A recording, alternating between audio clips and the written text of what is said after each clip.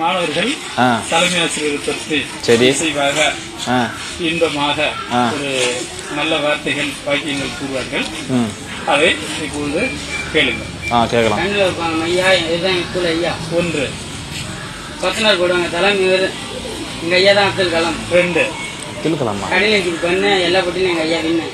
3 அடுத்தது 1க்கு அப்புறம் 2 எங்க ஐயா தான் இன்ஸ்டாகிராம்ல 2. Very good. 3 4 மாணவர்கள் எவ்வளவு ரைமிங்கா பேசுறாங்க சார். நல்லா இருக்கு பாஸ், நல்லா இருக்குது.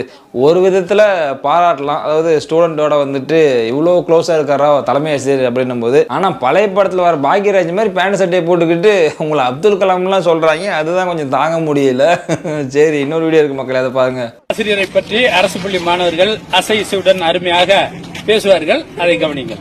பள்ளிக்கூடத்துல போடுவாங்க சோறு, எங்க ஐயா தான் எங்களுக்கு சாரு. 1 எதுக்குடா இவ்வளவு நேரம் தட்டுல சோறு போட்டு வெயிட் பண்ணிட்டு இருக்காங்கன்னு பார்த்தேன். மதுரமுத்தனுக்கு டப்பு கொடுக்குற மாதிரி ப்ராப்பர்ட்டிஸ் காமெடி பண்றாங்களாம். சரி, ஓகே. 1ன்றாரா? அடுத்து எங்க ஐயா தான் எங்களுக்கு சாரு. 2 சோத்துல இருக்கும் பள்ளி, எங்க ஐயா தான் கில்லி. 3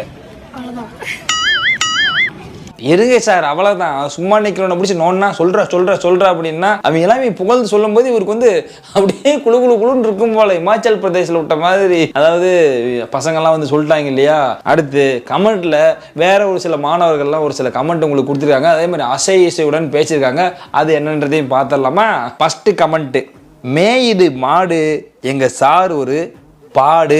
பாஸ், அது பாடு இல்ல பாடு. நீ மூடு, எங்களுக்கு தெரியாதா? அப்படி சொல்லக்கூடாதுன்னு இப்படி சொல்றேன்.